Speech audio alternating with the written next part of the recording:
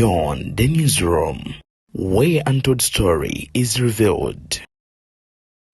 BTN Media Beyond the newsroom. Gwe mukutu semakutu kwoli kitalo nnyo nyini ddala ekya Rtd Major Gen Moses Ali. Ono agenzo okuva mulambo ensi eno era nga akyali mubaka wa parliament, abadde omubaka wa parliament yasingayo obukulu ate era omubaka wa parliament yatutte ebbanga eddene ng'asavinga constituency ye. Ono abantu be Ajumani babadde bamwenyumirizaamu nnyo nnyini ddala. Ebuvanjuba nebugwanjuba ewaka wasigalawo ewasinga. Beyond the newsroom gwe mukutu ogukuleetera ekyo ekisinga katiranga naffe ng'oyita ku noti 771 44 53 ne noti 744 26 45 na bino bikulu tetulanga bafere tetulanga basawo ba kinnansi n'abagwa mu koowe eryo mwebale kutuwagira. Thank you. Naye okusinga badde asinga omwenyumirizaamu si mulala ye Gen Yoweri Kaguta Museveni. Ebigambo byayogedde amaje ku mulambo gwe ebirala ebisingawo byonna mbikuleetedde, naye ebibadde bimukwatako Dumbe eki olumusse yafudde atya byonna weebiri era ngenda maaso n'okubanga mbitegeka okulaba nga mbikutuusako tosagasagana. Omubaka Goretti Namuga aliko ebigambo byayogedde. Nsamba Patrick Oshabe naye wuuno biki ebyo byakonyeeko okuba omukulembeze eyeenyumirizibwamu eggwanga ogenda maaso n'okubanga ate mwana wattu lisigala nga limujjukira n'okubeera nga limwenyumirizaamu bye bino ebikolwa abakulembeze bwe bati bibalina okuba nga bakola byebiriwa nti babeera abantu banjawulo abagwanibwa okuyitibwa bamwoyo gwa ggwanga abeerekereza ne bwe liba ssomero n'aliteekawo bw'aba munnabyabufuzi munnaye n'akulembera abantu n'abavaako. BTN Media erinnya nze Deni zino ziri 3 ez'akawungeezi k'olunaku olwaleero. Emiryango gyaguddwawo dda wali eri ku Friends of MC Mayor. Wendagane essaawa zino zennyini yangu atutereka akasente kavubudde nga bukyali nammwe abagenda okulaba tugende wa MC Mayor tunyumirwe ekitwalo kyokka ky'olina osasula ate VIP emitwalo 2 kw'oteeka ne table ya miliyoni emu ya ssente. Olunaku luwe lwaleero lwe tulina okuba nga tunyumirwa ensonga za MC Mayor atutegekedde ekivulu kya season 2 Friends of MC Mayor gye tugenda ogenda maaso n'okuba nga ate tutandikira okuba nga tunyumirwa nga sinnabakuwa bibino wabula ebimu ku ebyo ebigambo bya musajja mukulu amanyikiddwako obulungi nga Moses Ali mwasembayo okuba nga ateesa mu parliament eya Uganda. Biki ebyo byayogerako era bigambo ki ebinaamujjukirwako musajja wattu? Sooka owulirize wano. Thank you. Now, I want to thank the Speaker to make it possible for me to stand here today and to brief you, my colleagues, in our House of Parliament. Twakoma okulaba ku Moses Ali oba the Prime Moses Ali ku mulembe gwa speaker amanyikiddwa nga Rebecca Alitwala Kadaga. Naye we twogerera olunaku olwaleero musajja mukulu ono avudde mulambo ensi eno ng'akuliridde kubanga yazaalibwa mu mwaka gwa 1939 ng'ennaku z'omwezi 5 April oba omwezi ogwokuna wetwogerera kaakana agenze maaso n'okuba nga ava mu mulambo w'ensi eno mu mwaka gwa 2026 nga 17 July bw'atyo Moses Ali bw'avudde mu mulambo w'ensi eno. Ono agenze maaso n'okubeera nga aweereza gavumenti ez'enjawulo era yaliko mu magye. Bw'atyo omusajja mukulu ono yakola kinene nnyo mu kulaba nga baleeta gavumenti ya Idi Amin Dada era Amin okusiima ennyo n'amuwa ekifo eky'okubeera minisita w'ebyensimbi oba minisita wa finance. Ono mu kaseera Amin ke yagoberamu abayindi okubanga baddayo ewaabwe ebuyindi mwanattu Moses Ali bwe bamala okuggyako gavumenti ya Amin Obote n'akomawo yegatta bulungi ku kabinja ka Gen Museveni ne batta omukago ogwatontabala nga tosinange siri kutabaala wabula ompanga ekifo kyange n'embeera nga nsavinga mu gavumenti eno. Era kyovolaba Moses Ali abadde minisita okutuuka kaseera kafiiridde at least ng'abeera omuwabuzi wa president nga tajjibwako kifo yadde mu constituency ye ebadde endagaano wakati we ne Gen Museveni Kaguta kubanga baali babiteesaako nga bayingira ensiko bwe batyo. Ono nno kigambibwa okuba imbu gavumenti ya Museveni we yamala okuwamba Moses Ali ye yakuliramu olugendo gw'okuba nga baddiza abayindi ebyabwe ebyali byabatwalibwako. Omusajja gwe njogerako tumujjukire bulungi nti mu 2011 yagenda maaso n'okubeera nga asavinga nga deputy prime minister wa Uganda. Kyokka mu mwaka gwa 2026 ekisanja kye tukubye emabega abadde second deputy prime minister wa Uganda. Kyokka era ne tujja mwaka gwa 2016 ku 2020 yali first deputy prime minister of Uganda. Mu mwaka gwa 1989 paka 1991 yali third deputy prime minister of Uganda. Omusajja gwe njogerako wano nno yagenda maaso n'okubeera nga Abu Mayanja yamuddira mu bigere. Kaakati bwe twogera ku personal details ze nkugambye yazaalibwa mu mwaka gwa 1939 wali mu district emanyikiddwa nga eya Jumani. Era afudde leero ng'era ku z'omwezi 17 ku ssaawa 12 ez'akawungeezi nga n'emyaka 87 egy'obukulu. Musajja mukulu ono abadde munnamagye yagawummula, munnamateeka ate era mu ngeri y'emu munnabyabufuzi.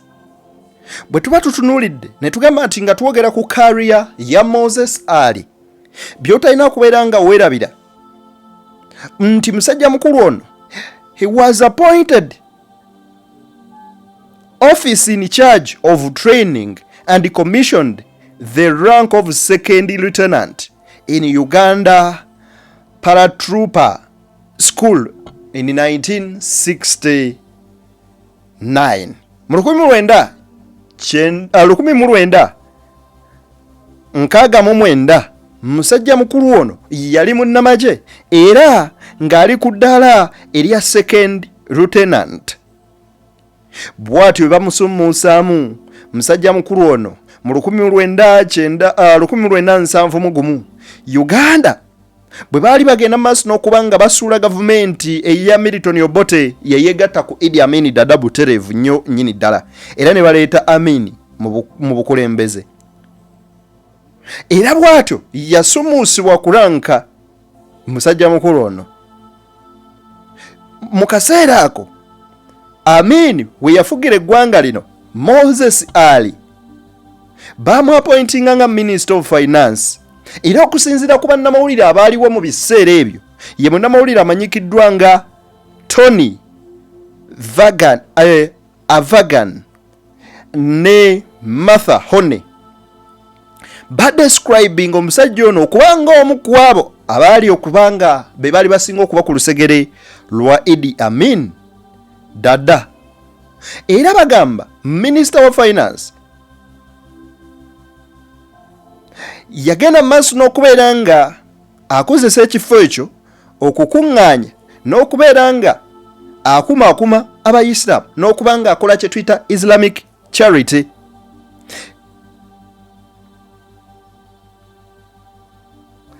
Kino nno kye yakola kyagenda mu maaso n'okuba nga kimukuŋŋaanyiza obuganzi bungi naddala mu bitundu ebimanyikiddwa nga ebya Jumani. Ye abaffe bwe mbatwala bwe nti mu byafaayo bino byonna munaabimalawo oba nedda? Kale katweyongereyo.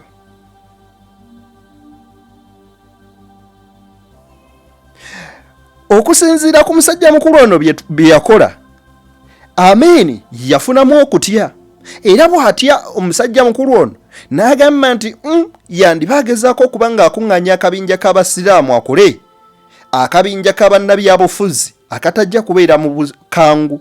Era Moses Ali yafuna abagoberezi bangi mu magye g'eggwanga oba ge tuyinza okugamba Uganda Army. Mu 1900 omwezi ogwokuna 1978 President yagenda maaso n'okutegeka meeting mu bitundu ebimanyikiddwa eby'e Kampala. Era bagenda maaso n'okubeera nga bamuteeka mu maaso g'abaminisita bonna. Abaali bagenda maaso n'okubeera nga bagamba nti bono byakola alabika ayagala buyinza. Moses Ali, minisita w'ebyensimbi, bagenda maaso n'okubeera nga mwana wattu bamuvunaana ogw'okubanga yakwata bubi Bank of Uganda. Era nga bagamba nti onalabika yenyigira mu bulyake n'okubeera nga kyetuyinza okugamba nti mishandling of Muslim Supreme Council funds. Era nga baagala okuba nga bamujja oba oliawo mu buyinza mu bitundu bya West Nile. Moses Ali gyafubutuka. Kakati gavumenti ya Amin bwevaawo mwaka gwa 1978 ku 1979 Uganda Tanzania wo olutalo olwo olwali wakati wa gavumenti ya Amin ne Tanzania nga Amin agamba Uganda tetukoma wano tusaana okugigaziya. Bagamba bwe bati nti Ali yagenda mu exile mu bitundu ebimanyikiddwa ng'ebya South Sudan. Eyo nno gye yagenda maaso n'okubeera ng'afuna obuweerero gye yasanga n'abalala abamu abaali baddukidde eyo. Era mu kitundu we yasenga bakiyita Nimule mu 1980 eyo. Mbono yakulemberamu akabinja ke bayita Uganda National Rescue Front in an armed rebellion against the government of reinstated President Milton Obote, and it became ono yakulembera akabinja kano okulaba nga balwanagana ne gavumenti yali yekomezaawo mu buyinza eya Milton Obote. Jukira nti yakolagana na Amin ne balwana okulaba nga bajjawo gavumenti emanyikiddwa ng'eya musajja mukulu Milton Obote, era ne bamuwa n'okubeera finance minister. Ndowooza omujjukidde bulungi. Kakati gavumenti eno eddako akola akabinja ako kebayita Uganda National Rescue Front, era ne batandika olutalo lwabwe and became a warlord ruling. Musajja mukulu atandika okulwana olutalo atakoza akabenja ke mu bitundu ebimanyikiddwa ng'ebya South Africa. Munywanyi Moses Ali gwe twogerako, among the insurgents of the early Ugandan Bush War, he waged the most effective guerrilla campaign using his influence and the military powers to his advantage. Ali eventually negotiated a favorable deal with Museveni. Wano wembadde nkugamba nti mu kabinja ke kali ke yali akoze akali kawo bamukwata mundu okulaba nga balwana okujjawo gavumenti ya General Milton Obote. General Museveni amusisinkana batta omukago oba bakola diiru, era musajja mukulu ono ng'alina kye tuyita Ugandan Bush War mu lutalo olwo ng'akozesa akabinja ke kali ke yatuuma Uganda National Rescue Front. Moses Ali ng'akozesa influence gy'alina mu magye n'obwagazi bwe yalina bw'ati akola diiru ne General Museveni, era bakwata bayingira ensiko entuufu ne Museveni mu 1986. His forces were integrated into Uganda's new national army. Akabinja ke akabannamagye kagenda maaso n'okwegatta ku magye g'eggwanga Uganda mu mwaka gwa 1986. Bino byenkuwa oyinza obutabiwulira walala n'enjagala obiwulirize oba oliawo bikulu birina nnyo amakulu naddala nga Moses Ali avudde mu bulamu bw'ensi n'olunaku lwaleero. His forces were integrated into Uganda's new national army, the National Resistance Army, NRA, which later became the Uganda People's Defence Force. Inti ekibinja kyekya bannamagye butereevu kyegatta ku jeeri eggwanga eryaliwo ebiro ebyo ekya NRA maaso keeyo gye baagenda maaso n'okuba nga ate oluvannyuma bagatuuma Uganda People's Defence Force. Era musajja mukulu ono bamuappointinga nga Major General. As a result of his powerful position in Uganda's new government and military, Ali became highly influential and quite wealthy. He was appointed as the third Prime Minister and Tourism Wildlife. Moses Ali bwe bamala okukwata obuyinza bamwappointinga nga Prime Minister owookusatu, third Prime Minister, ate era n'okubeera Minister w'ebyobulambuzi. Nga 17 July 1995 okutuuka mu 1996 era yali representative wa East Moyo Adjumani District. Ono nno ayingira Parliament n'ebyobufuzi ng'akiikirira abantu be Emoyo oba ebuvanjuba bwa Moyo mu Adjumani District. Era mukulu ono and appointed as the ministry's second prime deputy prime minister and minister of trade and industry in 2000 mu 2000 bamwappointinga ng'okubeera omumyuka wa prime minister owokubiri ate era nga ye minister w'ebyobusuubuzi kwoteeka n'amakolero ye Moses Ali gwe twogerako. Baana ba taata mu 2000 bw'atyo afuuka minister wa internal affairs. Bw'atyo Ali bwe yagenda maaso n'okufuuka first deputy prime minister mu government ya Gen Museveni, era he served in the Ugandan parliament okuva mu mwaka gwa 2001. He was further promoted to lieutenant general on 3rd May 2003. Bwe batyo mu magye baamukuza okumujja ku ddaala erya okumuteeka ku ddaala lya lieutenant general ng'ennaku z'omwezi 13 ogwokusatu 2003, but lost both his parliamentary seat and his ministerial position or appointments in 2006. Byonna obwa minister n'ekifo ky'obwa parliament byamuvaako mu 2006 bwe yaddayo ndowooza ne bamukuba akalulu. Mwaka gwa 2011 in 2011 at the age of 72 ku myaka 72 mu mwaka gwa 2011 Moses Ali yagenda maaso n'okubeera nga ate munnange yaddiza ebifo bye. He regained his position in parliament and was assigned new cabinet responsibilities in the next year.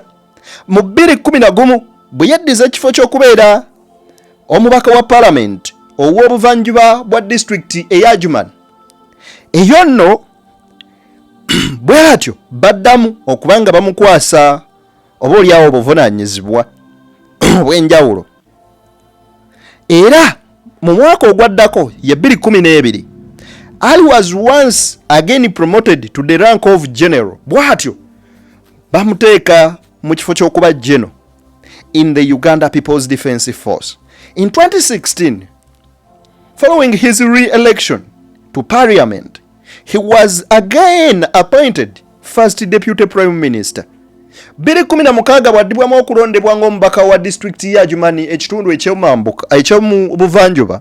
Bwatyo baddamu okubeera nga mwana wattu musajja mukulu ono bamuwa ekifo ky'okubeera deputy prime minister asooka era deputy leader of government business in parliament.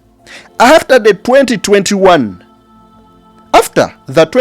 Uganda general election, Museveni reorganized his cabinet, with Ali being appointed as second deputy prime minister and the parliament's deputy lead of government business.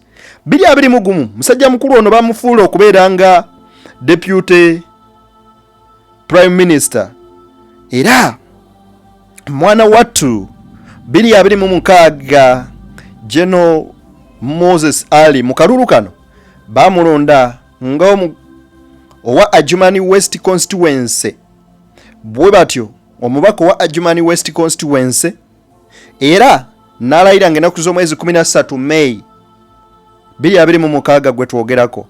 He was inducted into the Parliament's Committee on ICT and National Guidance and the Committee on Subsidiary Legislations. Jukira nti munnamateeka lawyer wabula nkugambye 2026 bwe batyo bamuteeka ku kakiiko aka tekinologiya era ne ku kuwabula kye tuyinza okuyita nti ku Parliamentary Committee on ICT and National Guidance and the Committee of Subsidiaries Legislation. Kakati on 26th May nga 2026 May, Ali was replaced as second prime minister by Crispus Chiyonga, while his son Siraje Musa Ali was named as Minister of Works and Transport by Museveni.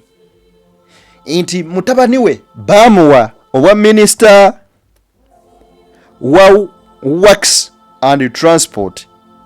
Kati Ali afudde olwaleero ng'ennaku z'omwezi 17 July wali endakasero mu ddwaliro nga wakayita ennaku mbale nga musajja mukulu ono amaze okubeera nga ate mwana wattu alayizibwa okuweebwa obwa minisita n'ebyo yengeri Moses Ali jaza transforming mu magye mu byobufuzi. Nkugambye nti ye ng'omuntu munnamateeka omukukunavu ate era ng'omuntu munnamagye eyagenda maaso n'okubeera ng'adduka gavumenti ya Amin ng'eggudde olutalo ku basajja aba Tanzania ne balwana awo nawo Obote we yakomerawo n'agenda afuna obubudamu mu bitundu eby'e Sudan. Eyo nno gye yakolera akabinja kabayeekera okulaba nga badda bafufugaze musajja mukulu Obote bamugyewo n'obukulembeze bwe. Era bwe balwana awo nno Gen Museveni wamusinkanira ne batta ekyama. Waliwo bakolera endagaano ya tontabaala nga nange siri kutabaala n'amwegattako ne balwana okulaba nga bamamulako gavumenti eno. Mu 1985 gavumenti eno ejja mu buyinza Moses Ali atuuka okufuuka prime minister. Ebyo byonna obijja wano era osobola ogenda maaso n'okuba nga obifuna ensonga bwezityo bezigezi maaso n'okuba nga zitambula. Munzikirize ne meba wa birala kubanga ntabula. Let me just we have digested it very well. I think we should not mix it with any other story. I think I shall give you Honorable Namuga and the others in upcoming stories. So for now, allow me to say a goodbye and rest in peace, General Moses Ali. I sign out. Bye-bye.